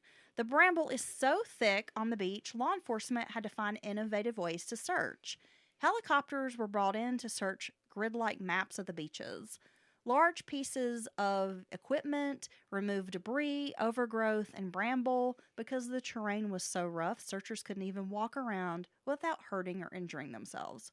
Fire trucks would launch tall ladders so the officers could go up top and look down on the ground for bodies. It was a tedious task. Now, I thought that was one of the more innovative techniques they use right there. So they were literally cutting 3 to 5 foot paths through this stuff with equipment just so they can get around to different parts of the grid, right? Yeah. Detectives were breaking down the details, hoping to find evidence to support the idea of a single killer or multiple killers, since the department seemed to be torn on this. The earlier victims appeared to have been dismembered with identifying marks removed, like tattoos.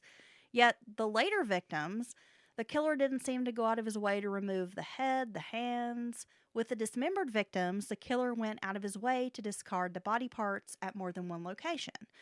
Did the killer get comfortable with his method, or did he learn that no one would search Ocean Parkway for bodies because the terrain is so rough? It would be an easy place to dispose of the bodies. Well, I think up until the first 4 bodies were found, he likely is that very thing and became comfortable. Like, I've been putting bodies out here for how long now? No one's found any of them? Most experts agreed that the likelihood 2 serial killers were working the same area using the same dumping grounds was low. They were looking for a single killer, a person who evolved over time, got comfortable, and became more effective at disposing of the bodies. A forensic psychologist, Dr. N.G. Barrell, he actually worked with serial killer Joel Rifkin, didn't believe in a 2-killer theory either. Killers sharing the same victim profile and dumping grounds, he felt was improbable. Yeah, I think that's a lot of hard work. Cutting up bodies and all these different things and then driving all over the place to dump. You're taking a lot more risk. It would be a lot cleaner from the killer's perspective if you kill someone to just take the body, dump it right quick, and you're done. Mary Gilbert remained steadfast in her mission to find Shannan. It was, after all, her daughter's disappearance that sparked the entire investigation and discovery of the Long Island serial killer. Feeling she was getting nowhere with law enforcement, Mary turned to the media for help. She got a documentary crew to follow her around Oak Beach. She put pressure on Dr. Hackett to answer for his phone calls in the early days of Shannan's disappearance. Mama Bear Mary decided she would become the biggest pain in Suffolk Police Department's ass until they gave her some attention.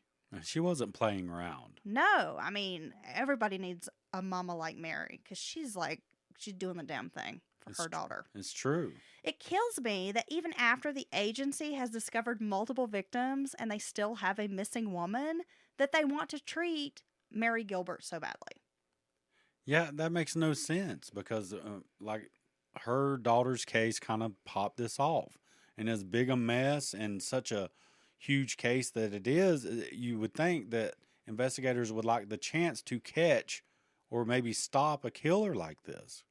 She wanted her daughter's 911 call released to the public.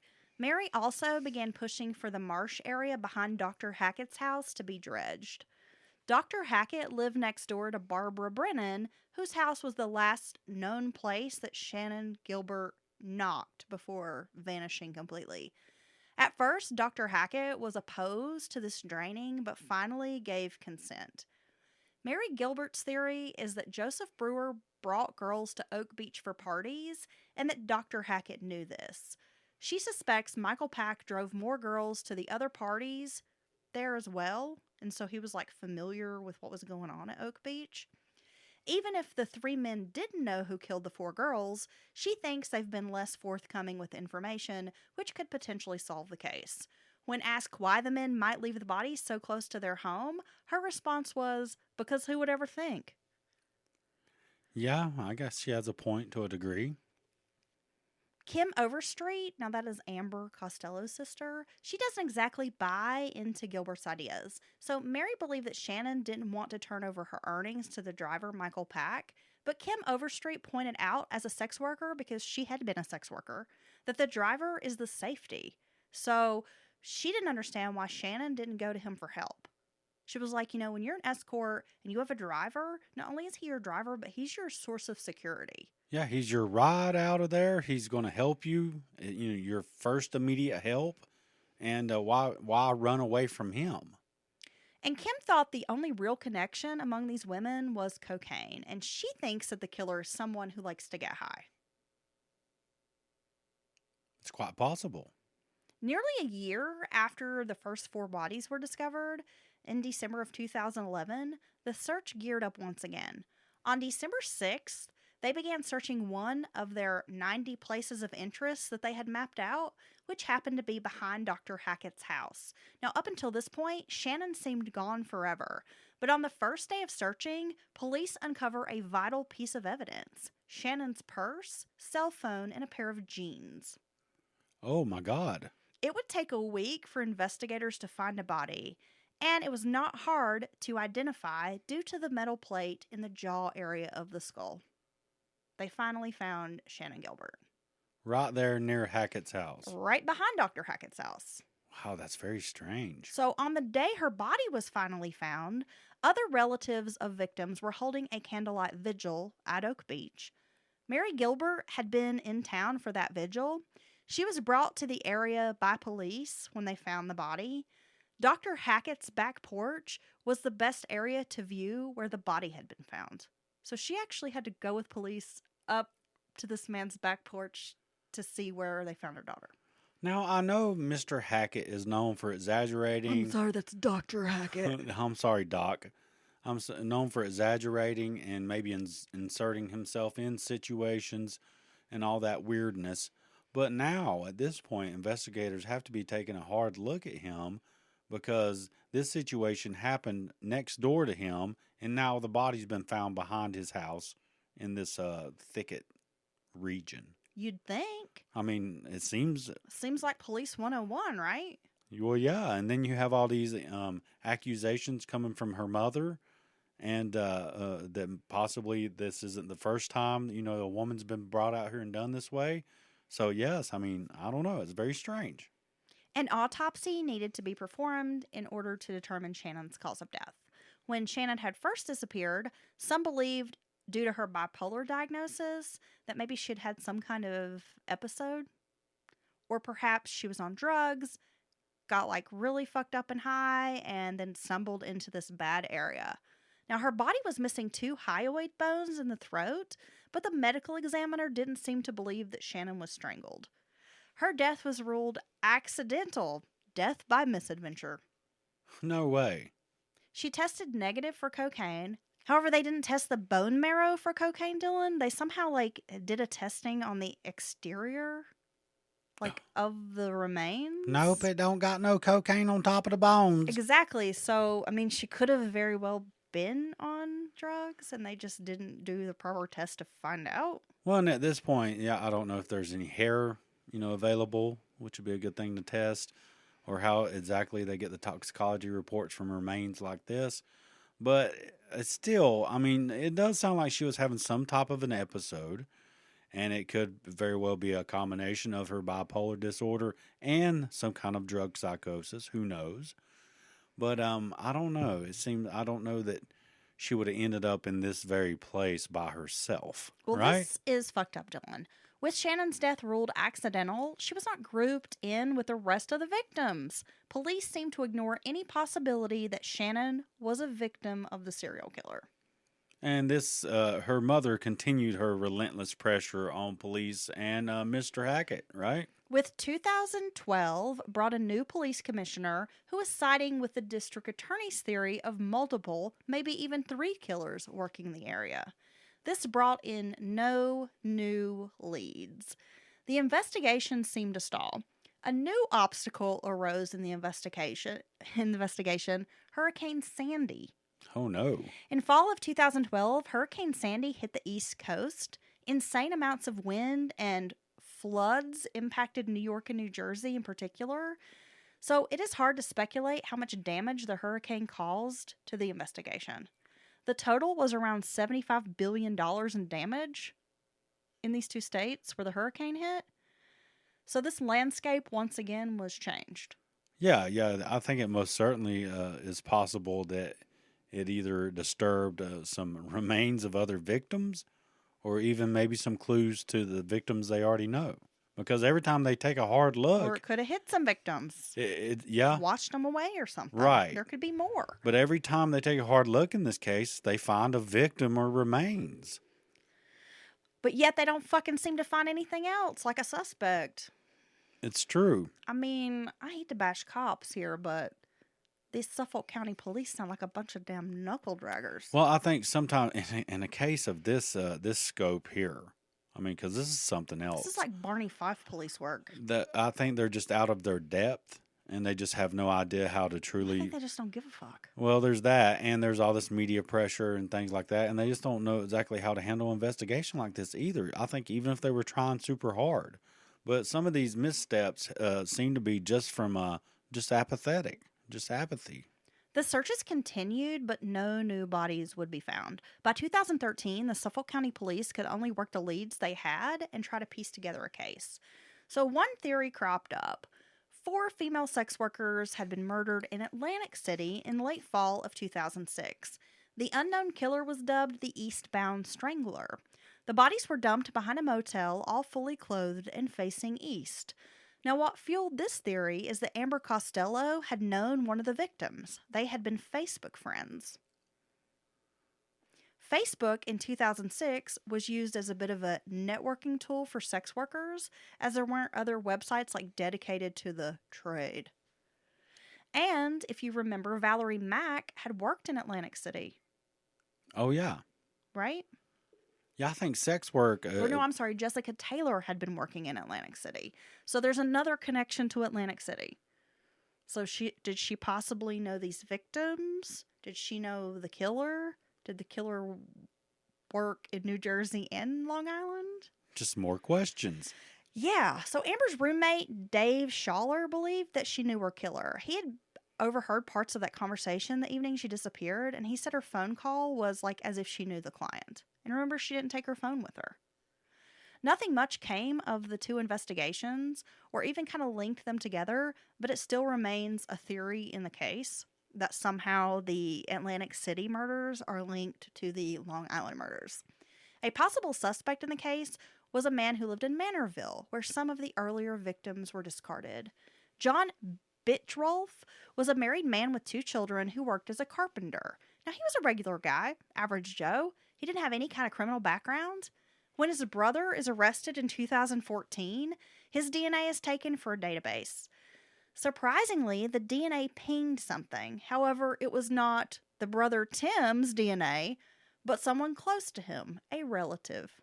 Oh. In the 1990s, 2 women had been raped, strangled, and left in a wooded area. The DNA was a match, so police were able to make an arrest in these cold cases. Bittrolf was found guilty in 2017 of murdering Rita Tangretti, Sandra Costilla, and Colleen McNamee. All these were sex workers from New York. So he'd killed these 3 women, raped them, strangled them, discarded their bodies in a wooded area. He was given 2 25 to life current sentences at the Clinton Correctional Facility. That does not seem like enough time. He Right? should be shot. So Manorville, now if you remember, some of the other victims had phone calls going in and out to Manorville. Yeah, and then you had... Okay, yeah. So some people think that he murdered more than these few women that he's actually responsible for all the murders. Well, why wouldn't you think that? Robert Biancavilla with the Suffolk District Attorney's Office believed that Bitch Rolfe was likely responsible for the other killings on Long Island. The adult daughter of Rita Tangretti was reportedly best friends with victim Melissa Barthelemy. Melissa's mother reported there were a lot of phone calls on Melissa's phone out to Manorville. Oh, wow. Now, that's an odd connection, right? That one of this guy's victims' daughter would be best friends with this other sex worker who ends up dead. Phone calls to Manorville, and then her body's found on Gilgo Beach. Well, I think that's pretty compelling. Others suspected that Akeem Cruz, Vibe, the pimp and boyfriend of Megan Waterman, was involved in her disappearance. So he served time for drug trafficking and sex trafficking offenses. And after Megan's disappearance, he would not cooperate with law enforcement. But again, it could just be because he's a criminal. And we all know that criminals don't typically like to work with law enforcement, even if it's for a good reason. No, and I'm either he's very conniving or he really didn't have anything to do with her disappearance, because I think him reaching out in the very beginning, like the very, very soon after he lost track of her, reaching out to friends and family, trying to find out if anybody's heard from her. I mean, that's either a really good calculating move to make yourself look not guilty, or it's you didn't have anything to do with it, right? Now, Mary Gilbert definitely felt the men involved in Shannon's final night were also involved in her disappearance. Michael Pack, Joseph Brewer, and Dr. Hackett remained top suspects in her mind. Now, both Joseph Brewer and Dr. Hackett moved out of Oak Beach after all of this happened, saying that this case had ruined their lives. Oh. Well, good. Well, I think you would have to feel like that. Regardless, she was doing something shady you shouldn't have been doing. You feel like somebody, one of those three guys, I would feel that way. Somebody had to know something at the very least, or something more. Internet sleuths had pointed out the burlap bags used to hide the remains. Many have speculated that whoever the killer was worked in some area or had access to that particular type of bag, but it seems a clue that was never investigated. I must say, true burlap sacks are not that common. I mean, you can't go you know what I mean. And a lot of times they do have identifying marks if something came in that sack, like as far as where it was shipped from, country of origin. So I think that you could find a sample of that in the suspect's home or their vehicle and be able to say, hey, this is the same kind of burlap. Yeah, I think that's a very good point by the sleuths. In December of 2015, the FBI joined the investigation. Years earlier, they could have been brought in, but there was corruption within the Suffolk County Police Department. The chief, a man named James Burke, a sketchy fucker, he was eventually busted for abusing a prisoner because the guy had stolen the police chief's SUV and had unearthed a bag of sex toys and pornography. So your description of him is a sketchy fucker. That's the police chief, yes. Right. So this guy steals his car, he's got sex toys, porno, and the police chief just beats the shit out of this guy, handcuffed, almost kills him. Because he's embarrassed and mad. Yeah, and because who knows what was on the tapes. Here's why I say that. So Burke, Police Chief Burke, was also known to frequent sex workers as a young man. He was alleged to have dabbled in drug dealing, drove drunk frequently, now this is while he's the police chief, and was known for other petty crimes while he was the police chief. What the hell? Burke allegedly attended drug-fueled parties, sex parties, I might add, at Oak Beach. A sex worker who identified herself as Leanne told John Ray, who was Mary Gilbert's attorney, that she had rough sex with Chief Burke. She said at one party he couldn't consummate the sex act. He got really angry with her and insisted on oral sex. Afterwards, he called her a whore and threw $300 at her. He physically was so aggressive during the blowjob, she said her eyes watered, and the encounter was dehumanizing. Oh. She also witnessed Chief Burke grab a girl by the hair and drag her to the ground. Leanne said she'd seen Joseph Brewer at these parties. So rumors circulated that Chief Burke was involved in the murders and had intentionally covered up and slowed the case's progress. Now, it sounds far-fetched, But the idea that Burke is the killer does make sense to me. I mean, he's obviously a sociopath who doesn't care to beat up a handcuffed suspect or participate in criminal enterprises. No, I think at the very least he shouldn't be the police chief. A person with this type of attitude should not be your police chief. And no, this, I mean, if someone wanted to derail Dylan style the investigation, who better than the police chief? He prevented the FBI's help in handling the case. He was considered a, quote, sex maniac and a, quote, pervert. See, I was wondering why by several women. This whole time you never came and was like, and then they reached out to the FBI for help. Because with this scene, this type of investigation, the FBI would be happy to come in and help and have all kinds of resources. And I was just surprised they never were brought into this case. Now, if he was the killer or he was involved in the murders, Chief Burke did have a perfect position to execute these crimes. Even if he knew who the murderer was and was covering up. Exactly. Now, he was sentenced to 48 months in prison for the assault on Christopher Loeb, the suspect who stole his porn and sex toys. Burke was a 30-year veteran of the police department. At 14 years old, he was a witness in the murder of a 13-year-old named John Pius, who was suffocated by classmates in 1979 for stealing a dirt bike. My God. Yeah, I know. He worked as a patrolman, then undercover in narcotics when he went to Suffolk County. He landed himself in trouble in 1995 for having sex with a convicted felon who was engaging in crimes and who also had access to his weapon. So it seems like he was having sex with some woman who was knowingly dealing drugs and was already a convicted felon, and he admitted to, like, leaving his service weapon out in the open at her house and that kind of thing, got in trouble for it. I mean, this guy's just a fucking dumbass. He's a damn shitbird.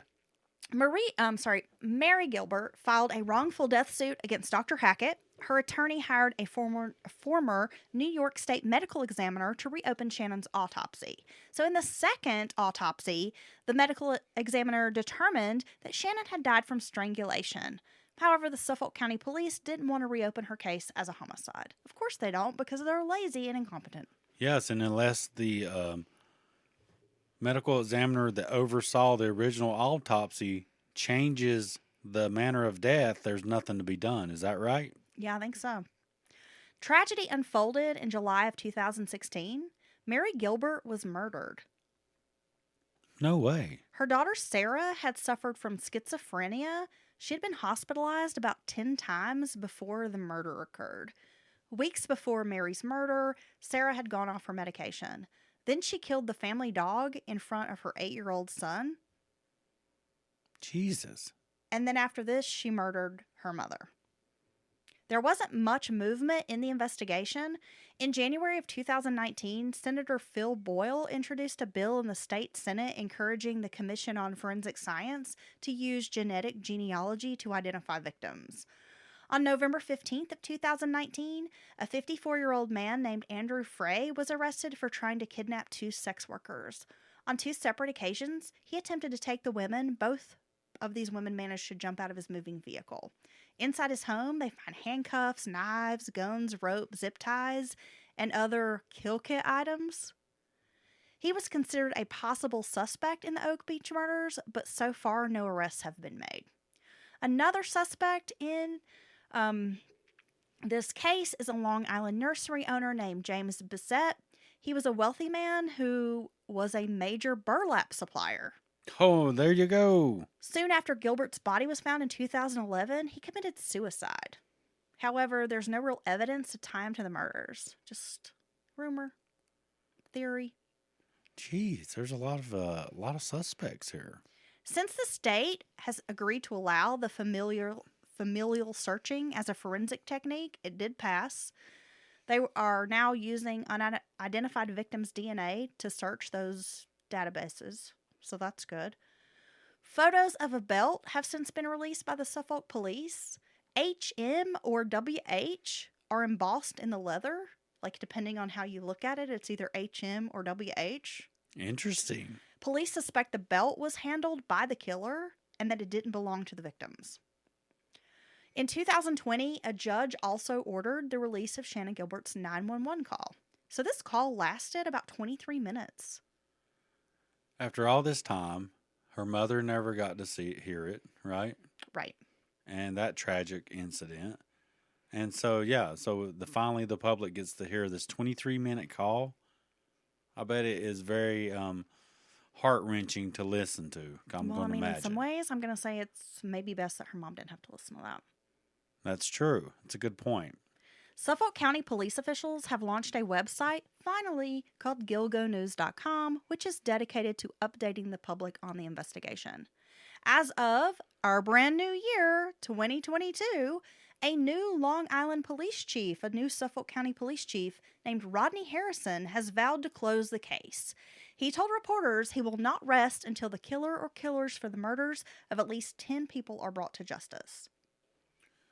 Well, my God, there's probably plenty of, sounds like an incredibly large case file to dig through for a cold case investigator. In a jailhouse interview, infamous Long Island serial killer Joel Rifkin told authorities he believes the killer is someone like a landscaper or a fisherman. He also sided with cops in the idea that the 4 sets of remains found in December and the other 6 sets were the work of 2 killers. Well, I mean, it sounds like a really, until the first discovery of the first set of bodies was a good place to hide a body. So, I mean, I guess it's not outside the realm of possibility that it's multiple killers, right? We know sex workers are targeted by killers because they won't be missed. That women enter the sex industry because of trauma or drug addiction. However, we know police, prejudice, social stigma, economic pressure, and anonymity afforded by the internet are why these women continue to go missing. Criminalization and stigmatization making selling sex dangerous rather than sex work being inherently dangerous. So if you think about it, it's not dangerous work. It's because of the way we view it and stigmatize it is what makes it so dangerous. Well, yeah, it's totally true. And until we as a nation view sex work through a different lens, we won't be able to protect this vulnerable population. It's true. So currently, there is a $25,000 reward being offered for information leading to an arrest in this case. And if you're listening and you know something about these Gilgo Beach murders, you can call 1-800-220-TIPS is the line set up to help to take that information. But today, unsolved, hopefully this new police chief will come in, reevaluate, get some good detectives on this case. I mean, I feel like there's a lot of information in this case file if people will just work this information. You know what I'm saying? Do the proper research, do the proper interviews. I mean, because they've really dropped the ball on all of this. Well, I mean, just look at the connections. Look at some of the theories, because I think some of them have some pretty good merit. And I think, every area has these cases, these big cases or case that was never solved, unsolved cases that, every new police chief vows to close that case because the area never forgets. Not only do all these families and victims' families not have closure, but then the community doesn't have closure either of this case of all these different bodies found there. So this is such a huge case. It's almost hard to wrap your head around the entire. I feel like you could have made a 6-part series on this with all the information. Oh, well, no, we definitely could. We squeeze a lot into 2 hours. I get that. And there are actually podcasts dedicated, the entire season is dedicated to this case. And they probably do a better job. I'm sure they do. We're condensing a lot of information in a short period. But I think it's a very fascinating case, like I said from the beginning.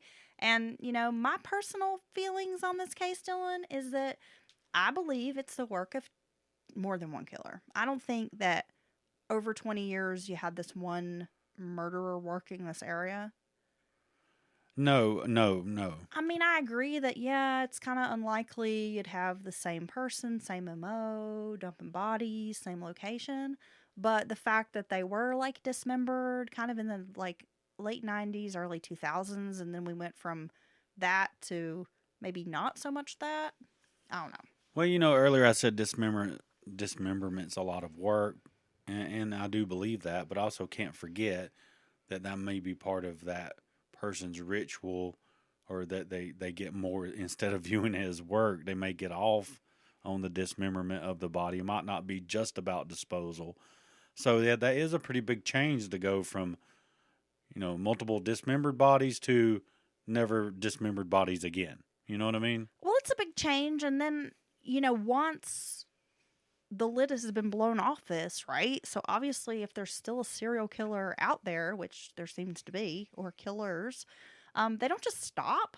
No. I mean, typically. they may have like a sleep period, or, like BTK, the Grim Sleeper. Like, they do have periods where they're not, like, cool-off periods. But those typically don't last years. And so the fact that, there hasn't been a murder that we know of in, like, 11 years in Long Island or in this area. Dude, there's probably like... I think it's strange. So then it makes me wonder, was Dr. Hackett involved, and did the murder stop because he moved? Well, I mean, there's that. Or do we have a killer who's out there trying to find new methods because now we know about this? I mean, but they don't typically change. So that's, I don't know. It's a very, like I said, it's just a really interesting case. And I feel like it doesn't get the attention it deserves, as you mentioned, Dylan. No, there's not every series have to do it, a episode on this, or every podcaster has to have this in their top 10 along with Manson, Bundy, and Dahmer, and BTK, blah, blah, blah. But, yeah. What? You mean you don't want to hear another Ted Bundy podcast? Well, I'm just waiting for the one that tells me some new details I didn't know. Yeah. No, but honestly, it's a very strange case. It's disturbing. All these poor women. No matter what anyone thinks about their lifestyle or what they were doing, they did not deserve this. And, just a lot of affected families in like I said, the entire community. But I do feel like this idea that perhaps there were these sex parties being thrown by these wealthy men out on this beach, and maybe you had multiple people attending with sex workers and drugs, that, there could have been multiple people involved in this. Well, here's the or, thing. I mean, I don't know. Here's the thing. There's just so many where some of these remains were found. theories. The complete sets of the bodies, all together, were not in an easy to get to in or out place. And these would literally be within, 200 or 300 yards of these big, nice homes, the way they're situated. And Or so just off the parkway. So no one sees someone out there in the middle of the bramble field or the weird, vegetation where nobody ever goes, and never, no one in these neighborhoods ever see anyone, and like, what the hell are they out there doing? So that's a bit odd. You know what I mean? Exactly. Yeah, I mean, that's just not somewhere you go stumbling at night or pull up and throw a body out and pull off right quick. Yeah, well, it almost makes me wonder how they even get these burlap bags out in This bramble. far out into these brambles. You throw it out there? I mean, come on. No, I don't know how you do it. So many odd things about this case. Well, thank you for that, Heather. That was, you said you were going to come out of the gate with a nice, big, juicy episode, and I think you delivered. Okay, well, I know it's late, and we're tired, and we're late getting the show out, and now it's almost Tuesday, so let's go ahead and wrap it up, Dylan, and we'll be back with a brand new Offbeat Wednesday, and then we're going to try our hardest to be on a regular schedule. We're back. If you would like, you can send us an email, mountainmurderspodcast@gmail.com. You can find us on social media. Until Wednesday, we hope you guys have a safe, wonderful week. What else, Dylan? Oh, listener stories. If anybody has a nice, fresh listener that's a good story one. you've dug up, Heather would appreciate the help, and we love reading them. We've got a couple, and I was actually thinking that it's about time to do another listener story episode. I know it. We have a brand new Patreon coming out this week, a Patreon exclusive episode. We're going to relaunch Batshit Crazy, which was a podcast we started. We had about 8 episodes, and then we just abandoned it, but we're going to go back to that. Oh, we talk about the weird and conspiracy. Yeah, so when we drop an episode with that, we'll let you know. But until then, we hope you guys have a great week and make sure you check out this week's Offbeat. And we'll be back on Sunday. Thanks, guys. Bye.